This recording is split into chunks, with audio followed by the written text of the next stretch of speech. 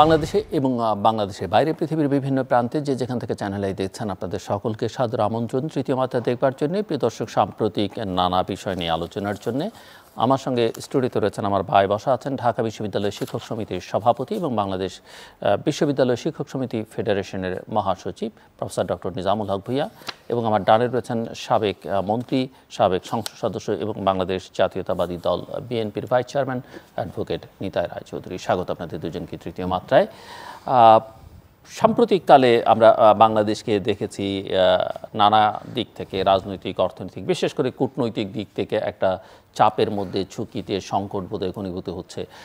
শেষ পর্যন্ত নির্বাচন হয়েছে, নির্বাচনোত্তর পরিস্থিতি তো মনে হচ্ছিল সাম্প্রতিককালে মার্কিন অ্যাসিস্ট্যান্ট পররাষ্ট্রমন্ত্রীর সফরেও মনে হয়েছে যে সব কিছু বোধহয় ঠিকঠাক হয়ে গেছে, কিন্তু 7 দিন না পেরোতেই জেনারেল আজিজের উপরে স্যাংশন পুরো চিত্রপটকে আবার খানিকটা মোড় ঘুরিয়ে দিচ্ছে বলেই অনেকে মনে করেন। এর বাইরে অনেকগুলো ইস্যুজ আছে, যেমন র্যাবের উপরে স্যাংশন তুলে নেওয়া হবে এরকম একটা বয়ান এখান থেকে আমরা শুনেছিলাম। স্টেট ডিপার্টমেন্ট সঙ্গে সঙ্গেই বলল যে না, সেটা তোলা হচ্ছে না। জিএসপি সুবিধা আমরা আবার পেতে পারি সেরকম একটা শুনলাম, স্টেট ডিপার্টমেন্ট আবার বলল যে না, সেটা তারা তুলে নিচ্ছে, মানে সেই সুবিধা বাংলাদেশ এখন পাচ্ছে না। সো এই রকম বয়ান এবং তারপরে পাল্টা প্রতিক্রিয়া, সেগুলো এক ধরনের বিষয়। যাই হোক, আমি জেনারেল আজিজের প্রসঙ্গে আসি। তিনি বাংলাদেশের অত্যন্ত গুরুত্বপূর্ণ একটা প্রতিষ্ঠানের প্রধান ছিলেন, দুটো প্রতিষ্ঠানের আসলে তিনি প্রধান ছিলেন। সেনাবাহিনী প্রধান তো বটেই, তার আগে তিনি বিজিবির মহাপরিচালকের দায়িত্ব পালন করেছেন। তার এবং তার পরিবারের উপর একটা স্যাংশন এসছে এবং সেই স্যাংশনের ফলে তার যা হবে হবে, কিন্তু বাংলাদেশের ভাবমূর্তি, প্রতিষ্ঠানগুলোর ভাবমূর্তি নিশ্চয়ই প্রশ্নের মুখে। এবং সেখানে অনেকগুলো অভিযোগ তার বিরুদ্ধে। অভিযোগ, দুর্নীতির অভিযোগ আছে তিনি স্বজনপ্রীতি করেছেন, ভাইকে কন্ট্রাক্ট দিয়েছেন, নিজের স্বার্থে সরকারি নিয়োগের বিনিময়ে ঘুষ নিয়েছেন, অভিযোগ আছে অনেক রকমের। এবং আরও বিশেষ যে অভিযোগ, সেটা হচ্ছে যে তার কর্মকাণ্ডে বাংলাদেশের গণতান্ত্রিক প্রতিষ্ঠানসমূহের অবমূল্যায়ন হয়েছে এবং সরকারি প্রতিষ্ঠান এবং প্রক্রিয়ার উপরে জনগণের আস্থা কমেছে।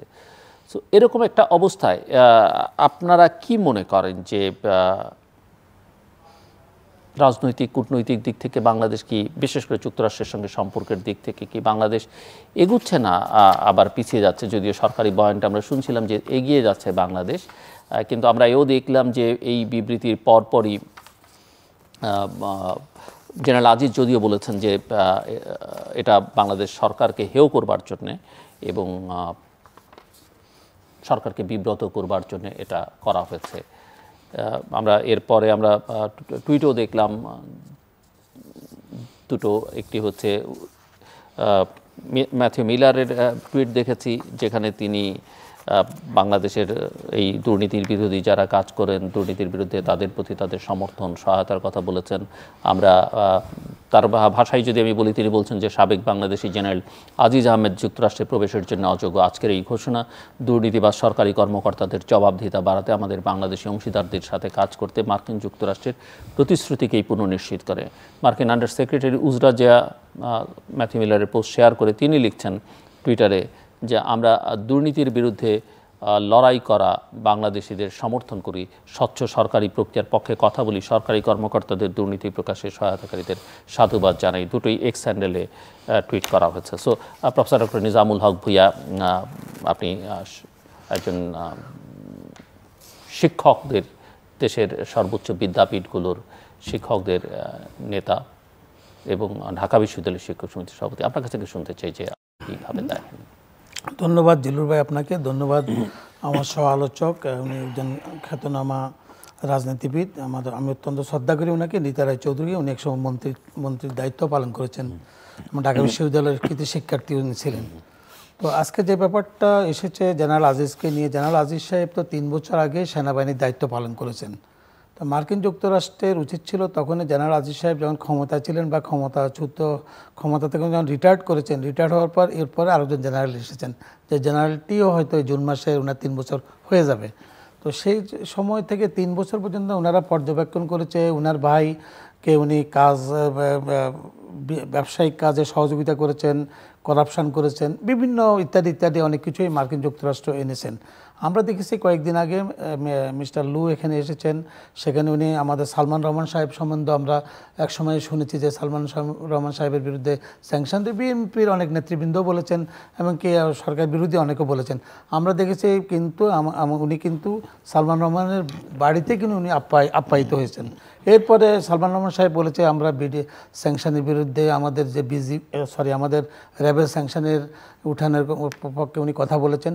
সরকার তো সরকারের পক্ষ থেকে চেষ্টা করেই যাবেন যে সরকারের বিরুদ্ধে স্যাংশনগুলো এনেছেন। আর মার্কিন যুক্তরাষ্ট্রের একটা স্বভাবে হয়েছে যে দেশটিকে তারা ভালোবাসেন, তাদের জন্য তারা যদি খুনও করে ফেলে, মানুষকে হত্যাও করে, তারা তাকে সমর্থন করে। আপনারা এই যে গাজার দিকে তাকিয়ে দেখেন, বেঞ্জামিন নেতানিয়াহু এত কিছু করছেন, এরপরে মার্কিন যুক্তরাষ্ট্র বলছেন না সে ঠিক কাজে করছে, ওখানে গণহত্যা। জো বাইডেন প্রতিনিয়তই কিন্তু বলে যাচ্ছেন যে সেখানে গণহত্যা হচ্ছে না। প্রতিনিয়ত শিশু মারা যাচ্ছে, প্রায় 18,000 শিশুকে হত্যা করা হয়েছে। তারপরে আপনার বৃদ্ধদেরকে হত্যা করা হয়েছে, প্রতিনিয়ত 170-80 জনকে হত্যা করা হচ্ছে। সেখানে কিন্তু মার্কিন যুক্তরাষ্ট্র বলছে সেখানে গণহত্যা হচ্ছে। এই যে যাদের নামটা বলেছেন আপনার ম্যাথিউ মিলার, উনিও বলেছেন না সেখানে গণহত্যা হচ্ছে না। উনি কয়দিন আগে ভিজিট করে আসছেন, সেখান থেকে এসে উনি বলছেন না সেখানে কিন্তু গাজাতে বা ইসরায়েল কোনো গণহত্যা করছে না। তা আমরা এটা মার্কিন যুক্তরাষ্ট্রের যেটা বলবে সেটাকে আমরা সমর্থন করবো জাতিগতভাবে। 1971 সালে আমাদের স্বাধীনতা যুদ্ধের সময় যারা আমাদের 30 লক্ষ শহীদকে হত্যা করা হচ্ছে এবং তখন যুদ্ধকালীন সময় মার্কিন যুক্তরাষ্ট্র, সোভিয়েত ইউনিয়ন আমাদের পক্ষে যখন কথা বলেছিলেন, ফ্রান্স আমাদের পক্ষে কথা বলেছেন, এমনকি যুক্তরাজ্য, সেখানেও মার্কিন যুক্তরাষ্ট্র ভ্যাটো দিয়েছিলেন। এবং গাজার ব্যাপারেও দেখেছি আমরা মার্কিন যুক্তরাষ্ট্রকে 3 বার ভ্যাটো দিতে। তো সুতরাং জেনারেল আজিজ সাহেবের বিরুদ্ধে দুর্নীতি, করাপশন বা বিভিন্ন ইত্যাদি বিষয়ে মার্কিন যুক্তরাষ্ট্র এখন ওনার উপর নিষেধাজ্ঞা দিয়েছেন, উনি সেখানে ভ্রমণ করতে পারবেন না। এটা জাতিগতভাবে আমাদের জন্য একটা দুঃখজনক ঘটনা যে আমাদের একজন সেনাপ্রধান, যিনি সেনাবাহিনীর দায়িত্ব পালন করেছেন, অত্যন্ত গুরুত্বপূর্ণ একটা পদ, সে পদে আসীন থাকা একজন ব্যক্তির বিরুদ্ধে এ ধরনের স্যাংশন দিলে তো অবশ্যই জাতির জন্য এটা খুবই দুঃখজনক। এবং এটাতে আমার মনে হয় জাতিগতভাবে সারা বিশ্ব দেখছে যে ওনাকে স্যাংশন দিয়েছে, কিন্তু স্যাংশনটা তদন্ত সাপেক্ষে বা আমেরিকা কোন কারণে করেছেন, ওনারা যে অভিযোগগুলো করেছেন সে ব্যাপারে আমার মনে হয় জেনারেল আজিজ সাহেব সরকারও সে ব্যাপারে খণ্ডায়ন করবেন, সরকারও সে ব্যাপারে ব্যাখ্যা দিবেন। মানুষের হয়তো ওনার ভাইদেরকে ব্যবসা বাণিজ্য আমরা তো দেখেছি যে আপনি তো নিশ্চয়ই দেখেছিলেন যে আল জাজিরা টেলিভিশনে ওনাকে নিয়ে একটা ফিল্ম হয়েছিল, all the prime ministers man. এবং এও জানেন যে এটা বাংলাদেশে বহু আলোচনা হয়েছে, সমালোচনা হয়েছে যে জেনারেল আজিজের 3 ভাই দণ্ডপ্রাপ্ত এবং তাদেরকে সন্ত্রাসী বলা হয়। তার মধ্যে 2 ভাইকে উনি যখন সেনাপ্রধান হবেন তার 1 মাস আগে তাদের দণ্ড মওকুফ করে দেওয়া হয় এবং আরেক ভাই যিনি মৃত্যুদণ্ডপ্রাপ্ত ছিলেন, পরে উনি সেনাপ্রধান হবার পরে মৃত্যুদণ্ড থেকে সেটাকে যাবজ্জীবন করা হয় এবং তারপরে রাষ্ট্রপতি তাকে ক্ষমা করে দেন, রাষ্ট্রপতির ক্ষমা পান। তো এগুলো তো অনেকে মনে করেন যে ক্ষমতার অপব্যবহার বা ক্ষমতার নানা বলয়ের মধ্যে যে একটা নেক্সাস তৈরি হয়েছে, আর সেটার একটা বহিঃপ্রকাশ। না, ওনার ভাইরা অপরাধী হতে পারে এবং অপরাধের জন্য দণ্ডপ্রাপ্ত হতে পারে এবং ওনার ভাইদেরকে উনি হয়তো রাষ্ট্রপতি কর্তৃক উনি ক্ষমা করার ব্যবস্থা করেছেন বা তাদেরকে মাফ করিয়ে নিয়ে এসেছেন, ঠিক আছে, উনি করতেই পারেন।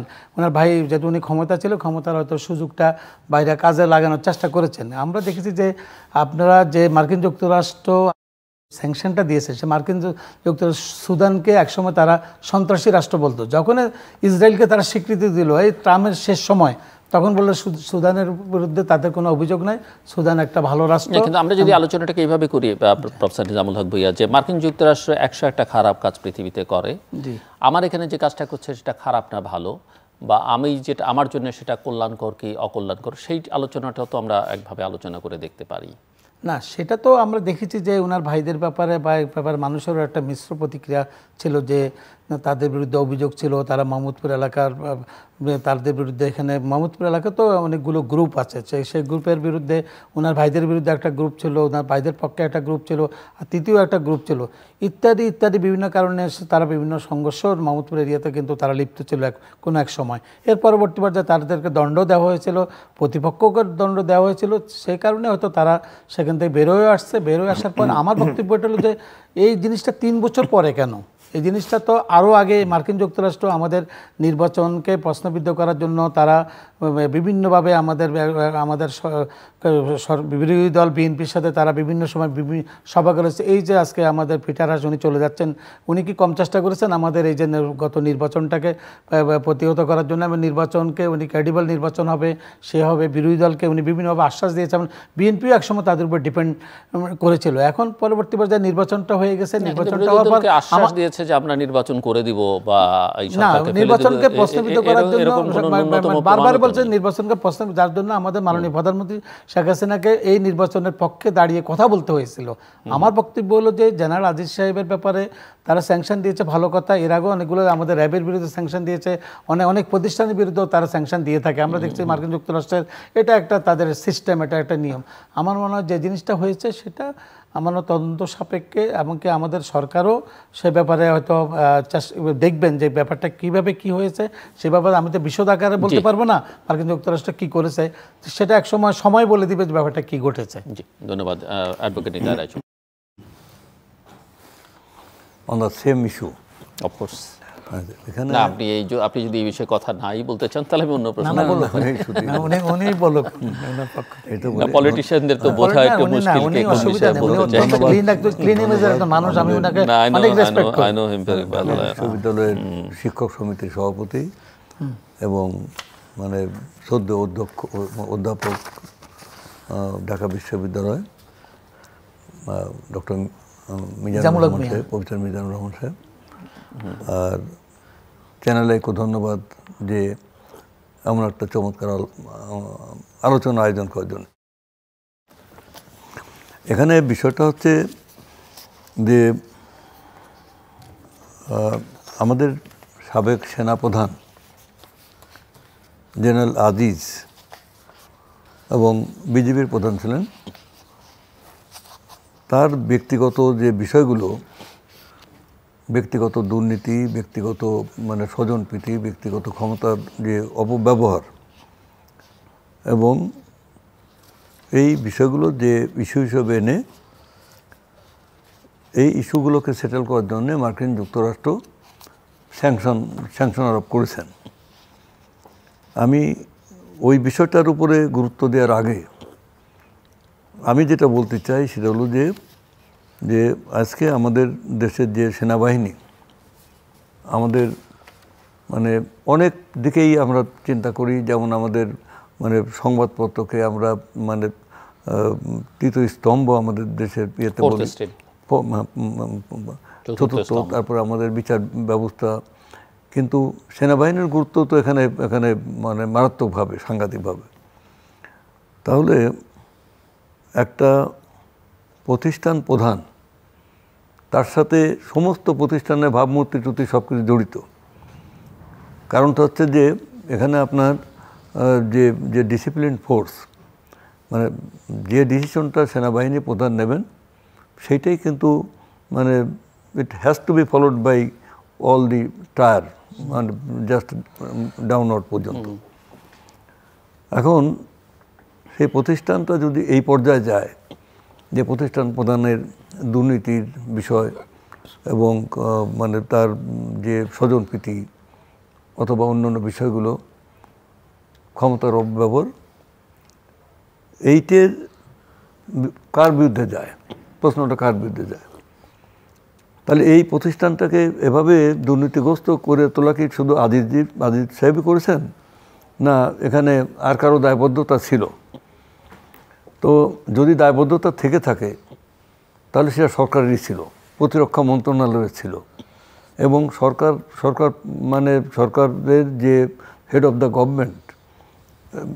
গভর্নমেন্ট যে নিয়োগ দেওয়া হয় তখন থেকে তাদের উপরে যায়। এখন ধরেন যে এখানে আমরা মার্কিন যুক্তরাষ্ট্র স্যাংশন দিল, এই টোটাল অ্যাক্টিভিটিটা হলো ক্রিমিনাল অ্যাক্টিভিটি। ক্রিমিনাল লতে কোনো লিমিটেশন নাই, there is no question of limitation in মানে filing criminal cases at any moment. যদি আপনার 20 বছর আগে একটা লোক মানে হত্যা হয়, তার বিচারের জন্য কিন্তু 20 বছর পরেও কিন্তু প্রসিডিং মানে criminal proceeding can be started. যেমন শেখ মুজিবুর রহমান হত্যা মামলায় অনেক পরে এসে আবার একটা এফআইআর হলো। অতএব এটা এখনও জিয়া রহমান হত্যা মামলাটা মানে প্রসিডিং শুরু হতে পারে। অতএব এখানে কোনো লিমিটেশনের প্রশ্ন নাই। মিজান ভাই যে বললেন যে 3 বছর পরে কেন, আমি এই প্রশ্নটা মানে অ্যাজ এ লয়ার আমি প্রশ্নটা জবাব দিলাম যেটা এটা কোনো অসুবিধা নেই। কিন্তু আমার বক্তব্য হলো যে এখন এই যে বিষয়গুলো এটা সরকারকে জবাব দিতে হবে। কারণ এই মানে সেনাবাহিনী প্রধান হচ্ছে মানে আমাদের দেশের বাংলাদেশ সরকারের বা প্রতিরক্ষা মন্ত্রণালয় বা প্রতিরক্ষার বিষয়ে অত্যন্ত গুরুত্বপূর্ণ। এবং এই দেশ এই জাতি এই জনগণ আজকে এই সেনাবাহিনীর প্রতি অনেক কিছুই মানে ভরসা করেন। এবং আমাদের এই দেশ থেকে এক একজন সেনা অফিসারকে তৈরি করতে যে পরিমাণ মানে তার যে খরচ হয় এবং সেনাবাহিনীকে করতে তাদেরকে মানে লালন পালন করতে, সেটা এই দেশের জনগণের কাছ থেকে আসে। কারণ এটা পিপলস রিপাবলিক, এটা জনগণের কাছ থেকে এই টাকাটা আসে। অতএব দেশের জনগণ শেষ ভরসা করে সেনাবাহিনীর উপরে এবং সমস্ত বাহিনী দায়বদ্ধ জনগণের উপরে সব কিছুই। অতএব আজকে যদি এইরকম একটা ঘটনা ঘটে তাই সরকারকে প্রথম জবাবদিহি করতে হবে। সরকারই চাইবে মার্কিন যুক্তরাষ্ট্রের সাথে তুমি এমন স্যাংশন দিলে কেন, বা তোমার এই স্যাংশনের যৌক্তিকতা কী, এটা ব্যাখ্যা করবে সরকার। আমার বক্তব্য হলো যে এইভাবে যদি একের পর একটা প্রতিষ্ঠানগুলো যদি আজকে সাংবিধানিক প্রতিষ্ঠানগুলো যদি নষ্ট হয়, যদি আপনি প্রশ্ন তোলেন, কালকে যদি প্রশ্ন তোলে যে নির্বাচন কমিশনের উপর যদি একটা স্যাংশন দেয়, নির্বাচন কমিশনের মানে চিফ প্রধান ইলেকশন কমিশনার, তাহলে কি দাঁড়াবে? তাহলে তারপরে যদি একটা দেখেন যে আপনি পাবলিক সার্ভিস কমিশনের উপরে স্যাংশন আছে, যদি আপনার দুর্নীতি দমন কমিশনের উপর স্যাংশন আছে, যা আগে আমরা শুনেছি র্যাব একটা মানে প্রতিষ্ঠান একটা মানে আইন প্রয়োগকারী সংস্থা একটা গুরুত্বপূর্ণ একটা কাজকর্ম করছিল, তাদের উপর স্যাংশন, তাহলে দেশটা যে এই জায়গায় চলে গেল তার অর্থটা কী? অর্থটা হচ্ছে যে দেশে কোনো গণতন্ত্র নাই, দেশে কোনো মানে নিরাপত্তা কিছু নাই। দেশ এটা তখনই হতে পারে একটা দেশে যখন নগ্ন ফ্যাসিবাদের মানে প্রকাশ ঘটে যায়, তখনই কিন্তু ঘটনা ঘটবে। এখন ধরেন মার্কিন যুক্তরাষ্ট্র স্যাংশন দিল বা কী দিল, এ নিয়ে আমি যেমন আপনি আমার একটা রাজনৈতিক পরিচয় আছে, আমাদের চিন্তাভাবনা আছে, আমরা এইটা নিয়ে এত বেশি না যে কি স্যাংশন দিল আবার কি উঠে নিল, অমুক করলো তমুক করলো, সেটা তাদের দায়িত্ব, তারা করলো। এটা ঠিক যে এরা নিজেদের মানে চিন্তা ভাবনা নিজেদের মানে অনুযায়ী, নিজেদের স্বার্থের অনুযায়ী তারা সেটা দেবে। কিন্তু আমার প্রশ্ন হলো যে যেটা দেওয়া হচ্ছে এই কথাগুলো কি বাংলাদেশের সত্য না মিথ্যা, এইগুলোকে তো দেখতে হবে। তাহলে তাহলে দাতা দেশগুলো যারা এখানে ঋণ সাহায্য অনুদান প্রকল্প ভিত্তিক মানে ঋণ, তারপরে গ্রান্ট যেগুলো দেয়, সাহায্য যেগুলো দেয়, তার মধ্যে তো একটা বড় অংশ হচ্ছে মার্কিন যুক্তরাষ্ট্র এবং মার্কিন যুক্তরাষ্ট্রের সাথে সম্পর্কযুক্ত সমস্ত প্রতিষ্ঠানগুলো। আজকে আপনি ইউনিসেফ বলেন, কেয়ার বলেন, কোর বলেন, ড্যানিটা বলেন, অক্সফাম বলেন, যা বলেন এই ইউরোপ এবং মার্কিন যুক্তরাষ্ট্রের থেকে। এখানে আপনার জাতিসংঘ বলেন, ওয়ার্ল্ড ব্যাংক বলেন, IMF বলেন, এশিয়ান ডেভেলপমেন্ট ব্যাংক বলেন। তাহলে আজকে আমাদের মতো দেশগুলোতে এই যে আমাদের মতো দেশগুলোতে যে উন্নয়নশীল বা অনুন্নত দেশগুলোতে, সেখানে আপনার বিদেশি ঋণ সাহায্য অনুদানের উপরেই নির্ভর করে কিন্তু একটা দেশ মানে টিকে থাকে। তো আজকে আমাদের যেমন রিজার্ভে কোনো টাকা নাই, হন্য হয়েও সে টাকার সন্ধান পাওয়া যাচ্ছে না, এবং মানে দ্রব্যমূল্য আপনার বিদ্যুৎ খাতে সেই যে র মেটেরিয়ালসে সেটা আমদানি করা যাচ্ছে না বলে বিদ্যুতের মানে দাম পরিশোধ করা যাচ্ছে না, এবং সেটা দাম মানে আরও বাড়ার চিন্তাভাবনা হচ্ছে। এবং গ্রাম অঞ্চলে লোডশেডিং শুরু হয়েছে। ওই কুইক রেন্টালের মানে পাওনা এসে দাঁড়াইছে প্রায় 1 লক্ষ কোটি টাকার মতো। এটা একটা দায় দেন তো সরকারের। তাহলে এই পরিস্থিতিতে আপনার যে রিজার্ভ শূন্য হয়ে আসতেছে, আমদানি ব্যয় মানে কী বলা যায় যে মিটাতে পারবো না, তো নানামুখী যে ভয়াবহ সংকট, এই যে সর্বগ্রাসী সংকট, এই সংকট মোকাবেলা করার জন্য এখন দরকার হলো অর্থ। এখন অর্থের জন্য যদি আপনি আবার মানে কঠিন সত্যের ভিতরে পা দেন, তাহলে তো একটা জাতিই তো একসময় ধ্বংস হয়ে যাবে। এই ব্যাপারগুলো নিয়ে প্রফেসর নিজামুল হক ভূঁইয়া, আপনি অ্যাডভোকেট চৌধুরীর কথার প্রেক্ষিতে কথা বলবেন, বাট আপনার সঙ্গে আমার আলোচনার প্রেক্ষিতে আমরা পুরো জিনিসটা মার্কিন যুক্তরাষ্ট্রের দিকে ফোকাস করেছিলাম। আমি একটু ফোকাসটা অন্যদিকে নিতে চাই। আপনি নিশ্চয়ই জানেন যে দুদিন আগেই ঢাকায় এসেছিলেন অস্ট্রেলিয়ার ফরেন মিনিস্টার এবং মিস্টার ওং, এবং তিনি আসার আগেই ঢাকায় পা রাখবার আগেই পেনি ওং পা রাখবার আগেই অস্ট্রেলিয়ান একজন সিনেটর, বাংলাদেশে অত্যন্ত পরিচিত তিনি, কারণ এর আগেও তিনি ইলেকশন নিয়ে প্রচুর কথাবার্তা বলেছেন, ডেভিড শুব্রিজ, তিনি একটা এক্স হ্যান্ডেলে টুইট করেছেন যেখানে তিনি লিখছেন যে পররাষ্ট্রমন্ত্রী ওং যেহেতু বাংলাদেশে যাচ্ছেন তাই আমি তাকে রোহিঙ্গা শরণার্থীদের জন্য ক্রিটিক্যাল সাপোর্ট দেওয়ার জন্য এবং আমি বাংলা করে পড়ছি আর কি, ভয়ঙ্করভাবে পরিচালিত জানুয়ারির নির্বাচন বিষয়ে তার সহপক্ষদের সম্পৃক্ত করবার জন্য অনুরোধ করছি, যা কিনা আমি গত ফেব্রুয়ারিতে উত্থাপন করেছিলাম। উনি নির্বাচনের পরে লিখেছিলেন এবং উনি পার্লামেন্টেও এই বিষয়ে বক্তৃতা করেছেন, অস্ট্রেলিয়ান পার্লামেন্টে, যে বাংলাদেশের নির্বাচন অবাধ নয়, এটি সুষ্ঠু নির্বাচন নয়, যে নির্বাচন সুষ্ঠু নয় সেই নির্বাচনের মিথ্যা ফলাফল যাই হোক না কেন তাকে বিশ্বের স্বীকৃতি দেওয়া উচিত নয়। যেদিন জেনারেল আজিজের উপরে স্যাংশন এসছে সেদিন আর্টিকেল 19 তাদের গ্লোবাল এক্সপ্রেশন রিপোর্ট প্রকাশ করেছে এবং এই গ্লোবাল এক্সপ্রেশন রিপোর্টের 5টা ক্যাটাগরি, সবচেয়ে নিচের ক্যাটাগরিটা হচ্ছে ক্রাইসিস, এবং এই ক্রাইসিস ক্যাটাগরিতে যারা তাদের নাম্বার হচ্ছে 100-তে 0 থেকে 19-এর মধ্যে, বাংলাদেশ এখন সেই ক্যাটাগরিতে। তার 4-5 দিন আগে Austrian centre for country of origin and research documentation তারা একটা রিপোর্ট প্রকাশ করেছে, সেখানে প্রতি পদে পদে পদে বাংলাদেশের যে খারাপ অবস্থা সেটা তারা তুলে ধরেছে। আপনি জানেন যে কয়েকদিন আগে যুক্তরাজ্যের একজন মন্ত্রী ঘুরে গেছেন, তিনিও ওই মানবাধিকার গণতন্ত্র নিয়ে কথাবার্তা বলেছেন। যারা বাংলাদেশে মার্কিন যুক্তরাষ্ট্রের নির্বাচন পূর্ব ভূমিকাকে খানিকটা ক্রিটিক করেছেন মার্কিনীদের মধ্যে, এবং যারা নির্বাচনের পরেও মনে করেছেন যে এই নির্বাচন এখন মার্কিন যুক্তরাষ্ট্র ঠিকঠাক হয়ে গেছে, এগুলো নিয়ে আর কথা বলবে না, তার এখন ফোকাস ভিন্ন, সে এখন ট্রেড, ইকোনমি, কেউ কেউ বলেন বোয়িং বেচবে, এটা করবে, তাদের একজন মাইকেল কুগেলমান, যিনি ব্যক্তিগতভাবে আমার বন্ধু, তিনিও এক্স হ্যান্ডেলে এই স্যাংশনের স্টেটমেন্ট শেয়ার করেছেন এবং সেখানে লিখতে গিয়ে তিনি লিখছেন যে post Bangladesh election we have seen the administrations public rhetoric on Bangladesh focus on a wider variety of issues like trade and climate trade beyond rights. তারপরে তিনি যেটা লিখছেন যেটা খুবই unusual from him, যে but clearly the rights and democracy promotion components of US policy has not disappeared, including the stick element. So অনেকেই মনে করেন যে মার্কিন যুক্তরাষ্ট্র আসলে একটা ক্যারট অ্যান্ড স্টিক পলিসির মধ্যে আছে বাংলাদেশকে ঘিরে, এবং তার সঙ্গে তার অন্য মিত্র যারা আছে তারাও আছে।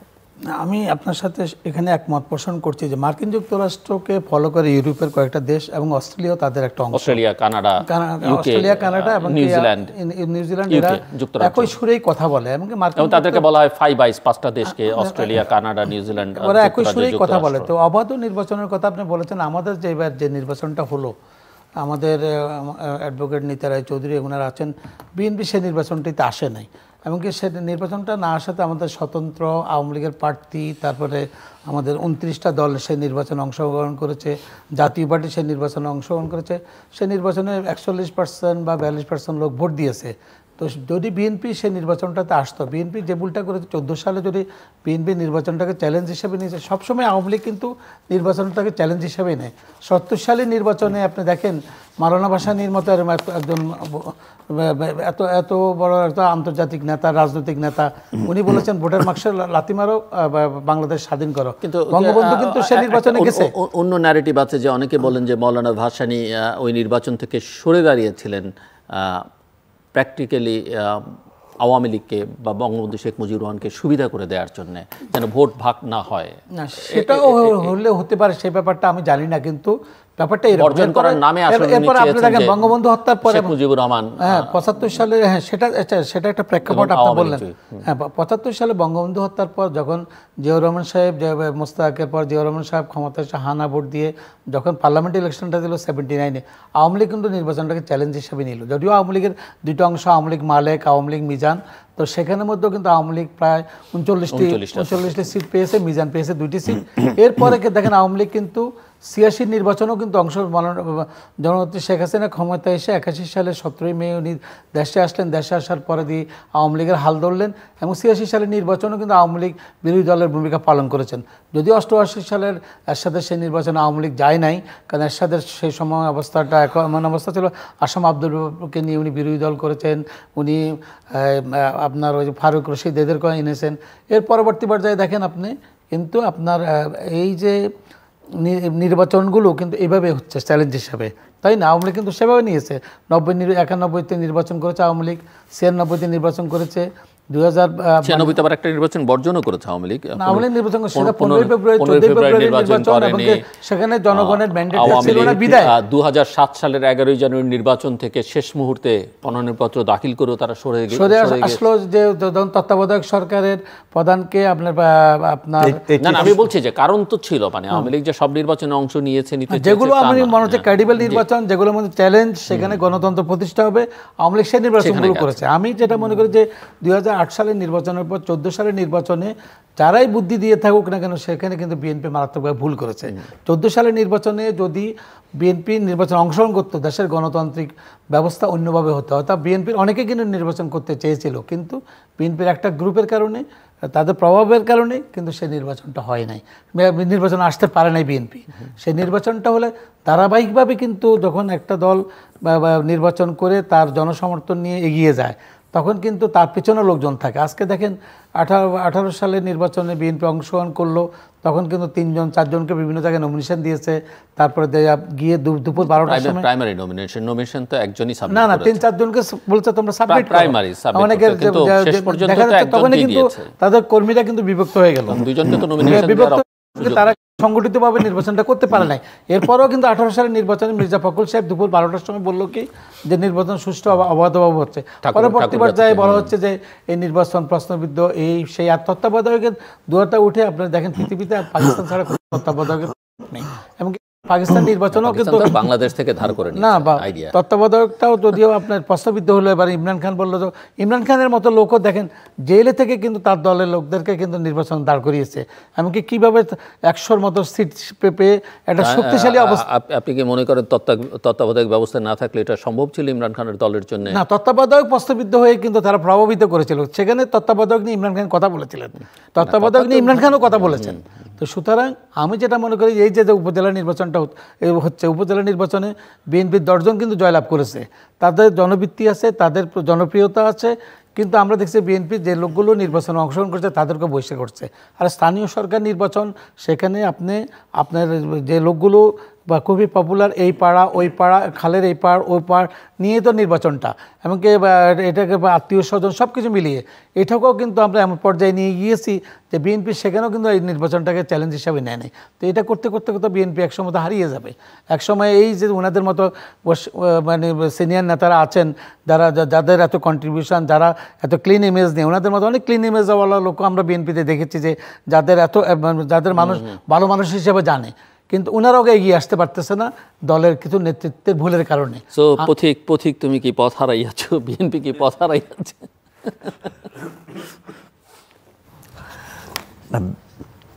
মানে সৃজন ব্যানার্জি পশ্চিমবাংলা নির্বাচনে তারে সাংবাদিকরা বলছে যে বামরা তো এখন একেবারে নিশ্চিহ্ন হয়ে গেছে, এখন অন্ধকারে ডুবে গেছে। তারপরে হ্যাঁ, অন্ধকারে ডুবে গেছে মনে হচ্ছে, চাঁদ কখন অন্ধকারে মানে ডুবে যায়, আবার অন্ধকার সরে চাঁদ ওঠে। না, তারা মানে মেঘে ঢাকা তারা, তো মেঘে ঢাকা তারার মতো এটা ওই যে বোধহয় মেঘে ঢাকা তারা ওই একটা চলচ্চিত্র ছিল, হ্যাঁ একটা চলচ্চিত্র হয়েছিল ঋতু ঘটক, না ঋতু ঘটকের পরে যাই হোক। তো এখন হচ্ছে যে আপনার মানে বিএনপি পথ হারায় নাই, বিএনপি সঠিক পথে আছে। যে কথাটা আমি প্রফেসর নিজামুল হক ভূঁইয়া আমি ওনাকে বলতে চাই যে বিএনপি যে নির্বাচনে যায় নাই 18 সালে বা 14 সালে, এই দুটো বলি। 18তে তো গেছে বিএনপি, হ্যাঁ 18 সালে গেছে, 24-এ যায়নি, 14-তে যায়নি। এবং বিএনপি মানে এদেশের অনেকেরই ধারণা ছিল যে বিএনপি এই 2009-এর পর থেকে আস্তে আস্তে আস্তে আস্তে বিএনপি বোধহয় এখন হারিয়ে গেছে বা বিএনপি নাই। দেখেন, আমি একটা কথা বলি, আমরা গত 7 তারিখে নির্বাচনে আমরা ভোট বর্জনের আহ্বান জানালাম। আমরা বলি নাই যে ভোট প্রতিহত করো, বলছি ভোট বর্জন করো। এবং পৃথিবীর সমস্ত গণমাধ্যম শুধুমাত্র বর্তমান সরকারের চরণ চুম্বন করে যে গণমাধ্যমগুলো তাদের একেবারেই অনুগত অর্থের লোভে অমুক লোভে তমুক লোভে, তাদের কথা আমরা বলতে চাই না। কিন্তু এখানে তো ভালো মুক্তবুদ্ধি মানে মাধ্যমে সাংবাদিকরাও আছেন। এখানে সবাই বলেছে যে একটা তো মানে একটা ফ্যাক্ট আছে যেটা যেটা মানে came in to the light, সেটা হচ্ছে যে মানে প্রথমে ছিল 34, পরে 54টা সেন্টারে কোনো ভোটারই যায়নি। তো 34টা তো মানে নির্বাচন কমিশনই স্বীকার করে 34টে মানে কেন্দ্রে কোনো মানে ভোটার যায়নি। আচ্ছা, কিন্তু আমাদের মানে রিপোর্ট হচ্ছে 54টা কেন্দ্রে কোনো ভোটার উপস্থিত হয়নি। তারপরে সর্বোচ্চ 5%, 2%, 3%, 5%। তাহলে এই যে মানুষ যে গেল না, তার মানে মানুষের এই আগ্রহটা মানে হারালো কেন? আপনি বলবেন যে বিএনপির মতো দল আসে নাই, বিএনপির মতো দল যাবে কেন? বিএনপির মানে লড়াই করছে, সংগ্রাম করছে গণতন্ত্রের জন্যে। আজকে যে 14 সালে নির্বাচনে যায়নি, আর আপনি বলেন যে আওয়ামী লীগ এর আগে বারবার গেছে, সেই পরিস্থিতি তো এক না। তখন এই পরিস্থিতিটা হলো যে 2008-এ ক্ষমতা যাওয়ার পরে তারা 13th অ্যামেন্ডমেন্ট বাতিল করে দিয়ে তত্ত্বাবধায়ক সরকার বাতিল করলো। কিন্তু সবচেয়ে ভয়াবহ করলো 15th অ্যামেন্ডমেন্টে, যে পার্লামেন্ট বহাল রেখে পার্লামেন্ট ইলেকশন হবে। মানে মানে সংবিধান বিলুপ্তির আর্টিকেল 123, যেটা আপনার ওই নির্বাচনের সম্পর্কিত ধারা অনুচ্ছেদ, সেখানে আপনার বলা হয়েছে যে পার্লামেন্ট ইলেকশন হবে, সংসদ নির্বাচন হবে সংসদ বিলুপ্তির পূর্ববর্তী 90 দিনের মধ্যে। আর আগে ছিল বা সর্বত্র যেটা আছে যে parliament election will be held after মানে within 90 days after dissolution of parliament. কোনো 90 days হতে পারে, 120 days হতে পারে, সে যার যার দেশের সংবিধান অনুযায়ী। কিন্তু parliament has to be dissolve first, এটা হলো প্রথম কথা। এখন পার্লামেন্ট যদি বহাল থাকে তাহলে হবে কি যে অন্য অন্য জায়গায় যে কথাগুলো ওরা ক্ষমতায় থেকে নির্বাচন করছে, ক্ষমতাতে আবার আসবে। যে কারণে আপনার ওই যে মানে রাষ্ট্রযন্ত্র এবং ওই যে আইন প্রয়োগকারী সংস্থা এবং ওই যে সেনাবাহিনী পর্যন্ত সেখানে মনে যে ওরা তো আবার ক্ষমতা এসে যাচ্ছে, অতএব এখানে সাহায্য করি।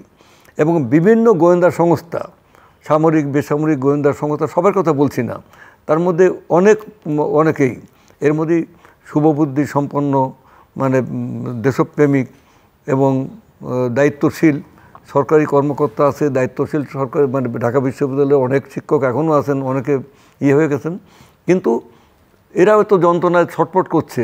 কিন্তু তারপরেও যে দেখা যাচ্ছে যে এই যে সরকার ক্ষমতা থেকে নির্বাচন করছে, অতএব তাদেরকে আবার ক্ষমতা আনতে হবে এবং কলকাঠি অন্য জায়গার থেকে নাড়ানো হচ্ছে।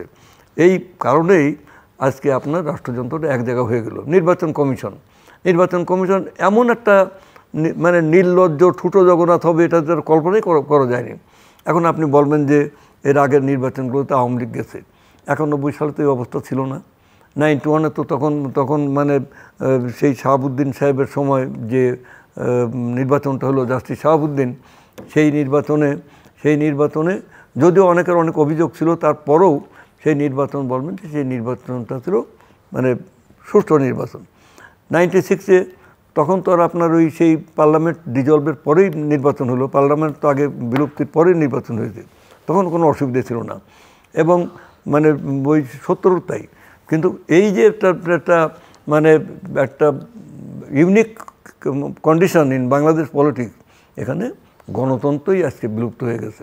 গণতন্ত্র নাই, গণতান্ত্রিক প্রতিষ্ঠানগুলো নাই, বিচার বিভাগ পর্যন্ত, সেখানে লোয়ার জুডিশিয়ারি থেকে একেবারে হায়ার জুডিশিয়ারি পর্যন্ত সেখানে তারা স্বাধীনভাবে কাজ করতে পারছেন না। এবং বিচার বিভাগের ভিতরেও বিচার বিভাগকে লোয়ার জুডিশিয়ারিকে কক্ষিগত করার কথা বিচারকদের মুখ দিয়ে সেটা এসছে।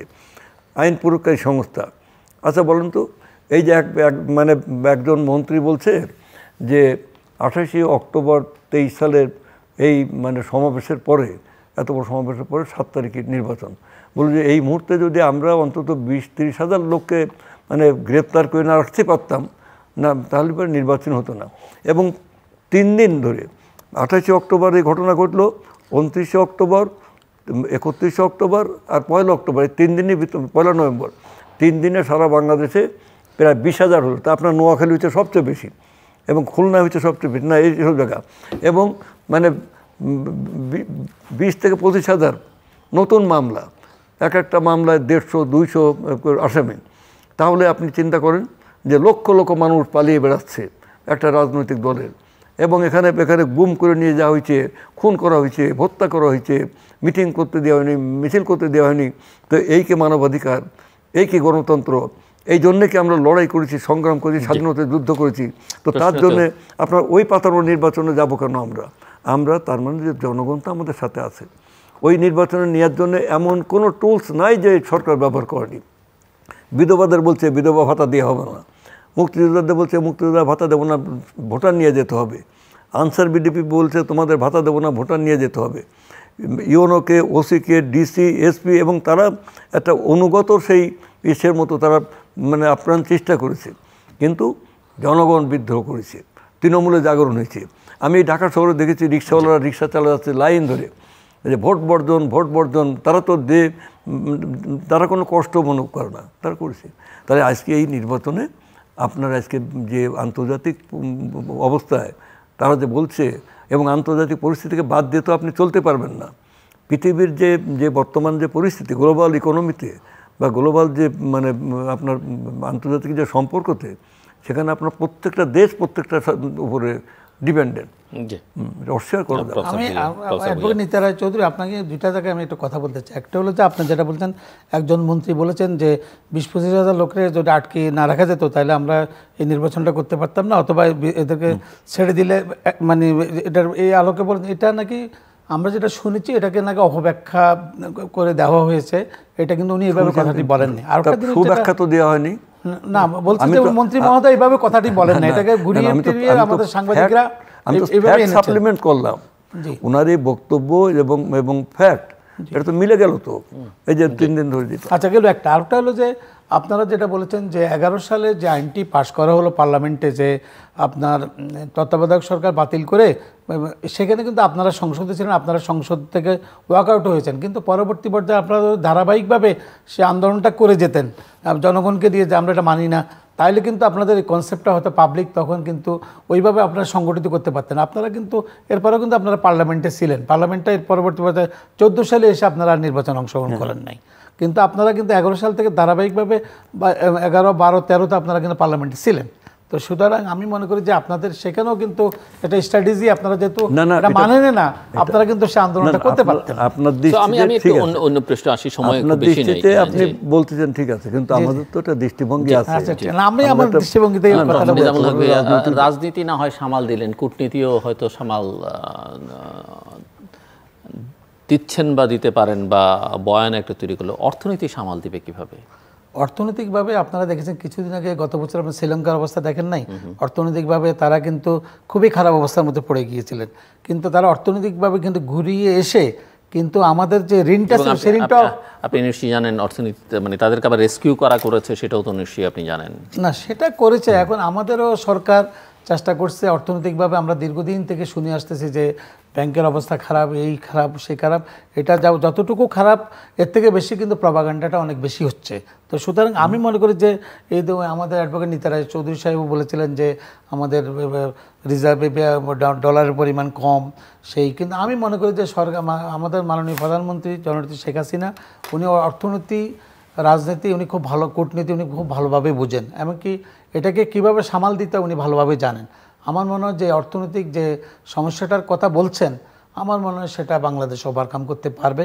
এবং কি আপনারা জানেন যে ইতিমধ্যেই আমাদের প্রায় ব্যাংক আগামী মাসে বা এই মাসে বোধহয় ব্যাংকের 35 জন এমডি সহ একটা কনফারেন্সে যাচ্ছে, সেখানেও আমাদের বিদেশিদের উদ্বুদ্ধ করবে যে আমার রিমিটেন্স, কারণ আমরা দেখছি যে আমাদের রিমিটেন্সটা প্রবাহটা কিন্তু আমাদের প্রপার চ্যানেলে নিয়ে এসে হুন্ডির মাধ্যমে বা ইয়ের মাধ্যমে একজন অসাধু ব্যবসায়ীদের কারণে কিন্তু আমাদের রিমিটেন্সটাও কিন্তু ওইভাবে কিন্তু আমাদের আসতেছে না, যেটা ভারতে বা অন্যান্য দেশগুলোতে কিন্তু রিমিটেন্স প্রপার হইতে আসে।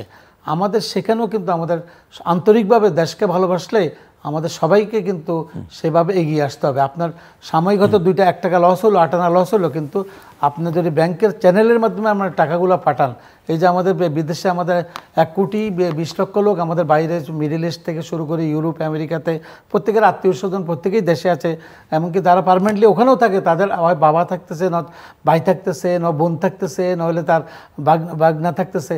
তো এই রিমিটেন্সগুলো যদি আমরা প্রপার হতে আনতে পারি, আমার মনে হয় সেই বাংলাদেশ ব্যাংকের যে এখন যে ক্রাইসিসটা সেটা অনেক দূর হয়ে যাবে। এমনকি সরকারও কিন্তু বিভিন্নভাবে উদ্যোগ নিচ্ছে কীভাবে এটাকে, সেখানে অর্থনীতিবিদ, আমি তো অর্থনীতির ছাত্র না বা অর্থনীতি সম্বন্ধে আমার ওই আইডিয়াও নাই, কিন্তু আমি মনে করি যে রাজনৈতিকভাবে বলেন আর আমাদের যে বিশেষজ্ঞরা আছে সেভাবে, আপনি দেখেন যে মার্কিন যুক্তরাষ্ট্রে যখন ক্লিন্টন ক্ষমতা, তাদের অর্থনীতির অবস্থা খুবই খারাপ ছিল।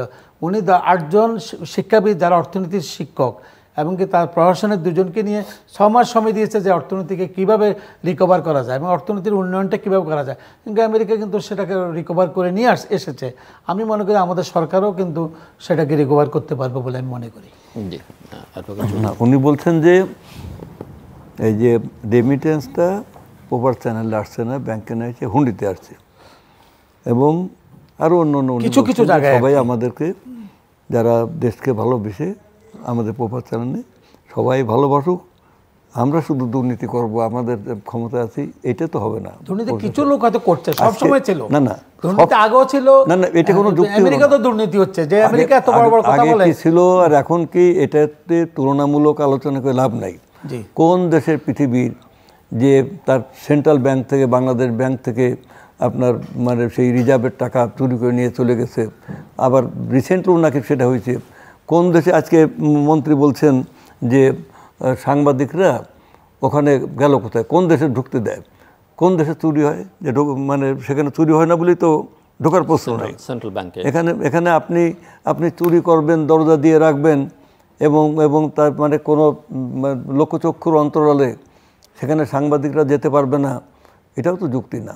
আমার বক্তব্য হলো যে এই যে কুইক রেন্টালের, এখন এটা তো আরেকটা দিন লাগে, আরেকটা সাবজেক্ট, এর নিয়ে তো বেশি আলোচনা করা লাগে। এই যে কুইক রেন্টালে যে ক্যাপাসিটি চার্জ, নিশ্চয়ই আপনি এই বিষয়টা তো আপনি জানেনই, ক্যাপাসিটি চার্জ, অর্থাৎ আমার ক্যাপাসিটি আছে, আমি 25 মেগাওয়াট উৎপাদন করতে পারবো, কিন্তু মানে আমার সক্ষমতা, কিন্তু গভর্নমেন্ট সেখানে লাগছে তা 15 মেগাওয়াট নিচ্ছে। আর 10 মেগাওয়াট কী হবে, যেহেতু আমার ক্যাপাসিটি আমি এইভাবেই করছি, আমাকে বলে তোমার উৎপাদন করার দরকার নেই, তোমাকে চার্জ আমরা বুঝে দেব।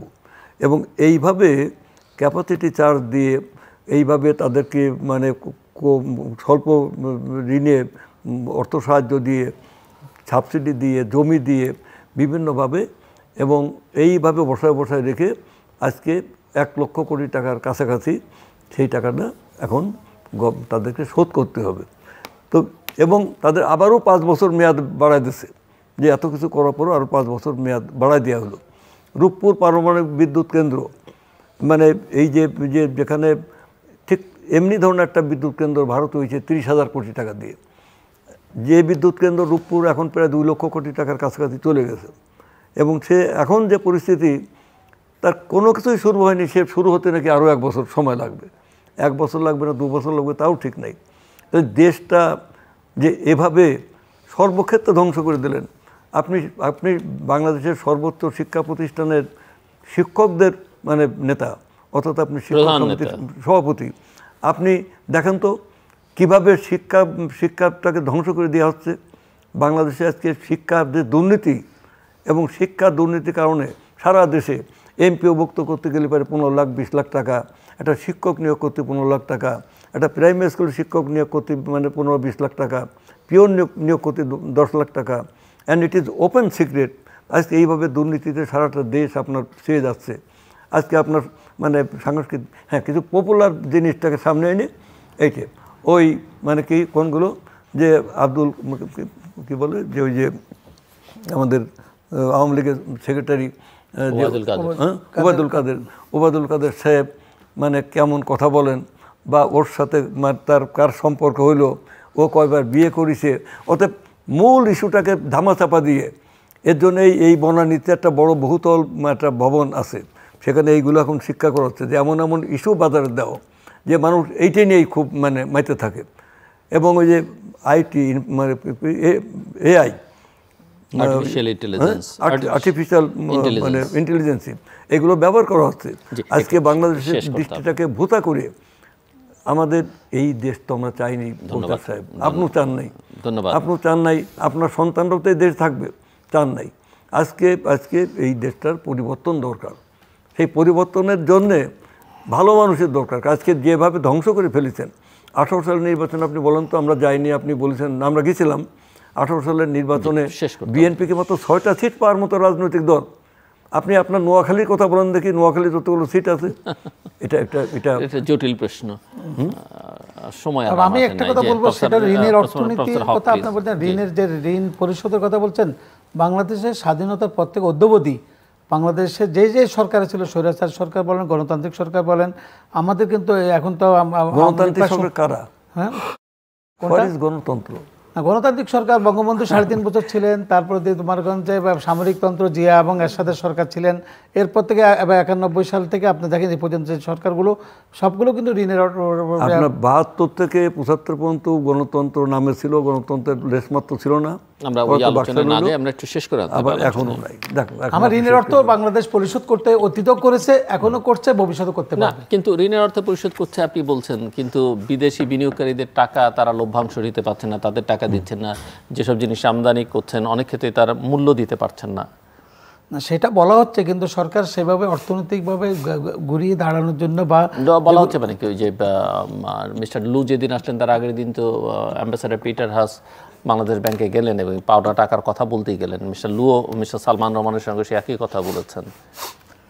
সরকার যেভাবে, আমি তো আগেই পূর্বে বলেছি, আমাদের মাননীয় প্রধানমন্ত্রী রাজনীতি, অর্থনীতি এবং সংস্কৃতি উনি খুব ভালো বোঝেন, এবং যেভাবে এটাকে কিভাবে পরিশোধ করবে, ঋণ কিভাবে কি করবে, সেভাবে অর্থনীতিবিদরাও চেষ্টা করছে।